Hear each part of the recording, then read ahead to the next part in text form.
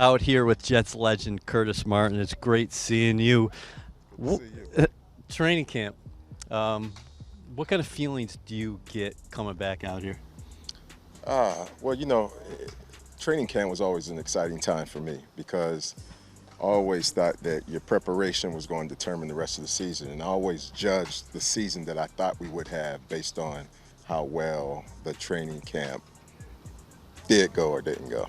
Yeah, so I always liked training camp, which is most players don't. Uh, Give us a history lesson, though. What was it like when you came into the league and maybe when you started playing for the Jets in terms of the two-a-days? Because it's changed a lot out here. Yeah, the most popular saying when I came into the league was that there's no light at the end of the tunnel, and that was Bill Parcells. And what there's no light at the end of the tunnel meant was that you're not going to get a break.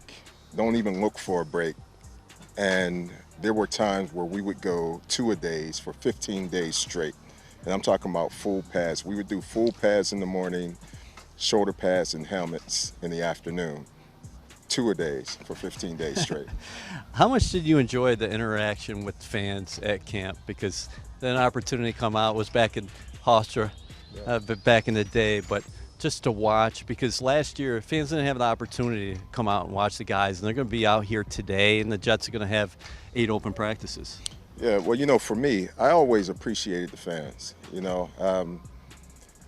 I respect that they respect what we do. And so I've always tried to treat them with the utmost respect.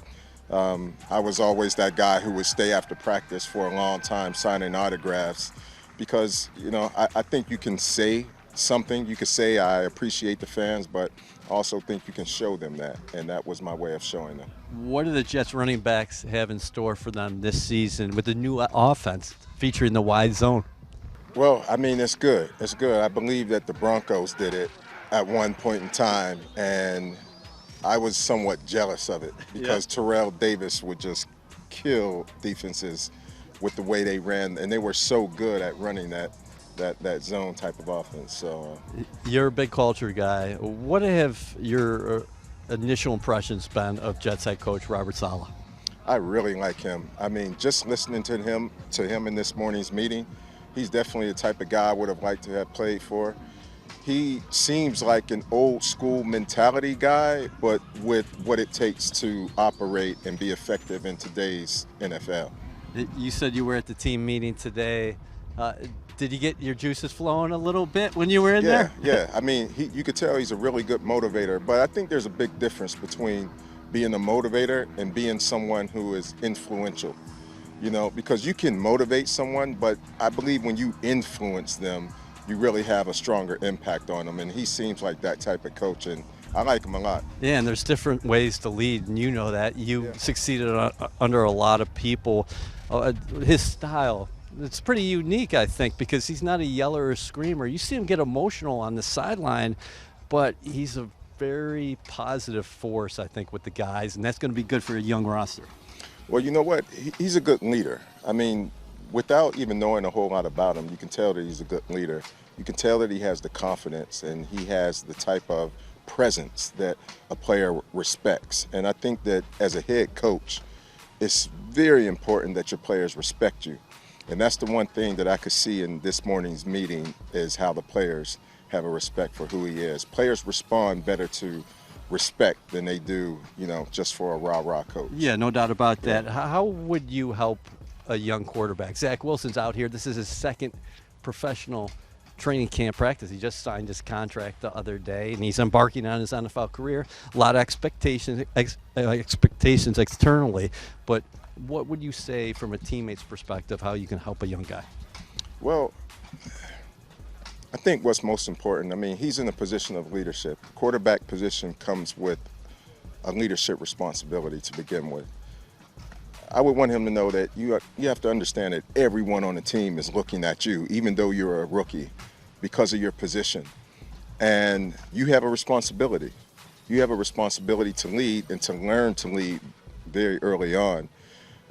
The one piece of advice that I would give him is that you should do everything possible within your realm to stay focused, because focus protects you from distractions.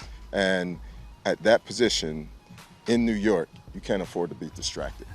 Do you like what you saw of him just watching his couple of the highlights and the way he moves around and slings the ball from different angles, very athletic, can make plays on the run? Yeah. I mean, I like his talent. What I'm looking forward to seeing is how he responds when he gets hit in the mouth. You know what I mean? Because I think that's what tells you a whole lot about a player. And you've gotten hit in the mouth in college, but it's a whole different world in the NFL. And I think he'll respond well. He seems to have that mentality, that go-getter mentality, and that perseverance. So I'm looking forward to seeing him this year. Curtis, let's come full circle. We started talking about training camp here. What do you think about 3 preseason games as opposed to 4 that were customary in your day and the 17 regular season game schedule? I might be somewhat of an outlier on this because I always liked the fact of more regular season games. That was just my opinion. I can understand how a lot of people may not like it, but for me, I would rather play less preseason games because it's such a risk. You can get hurt and it really doesn't even count. Right. Yeah. Great seeing you. Thank you.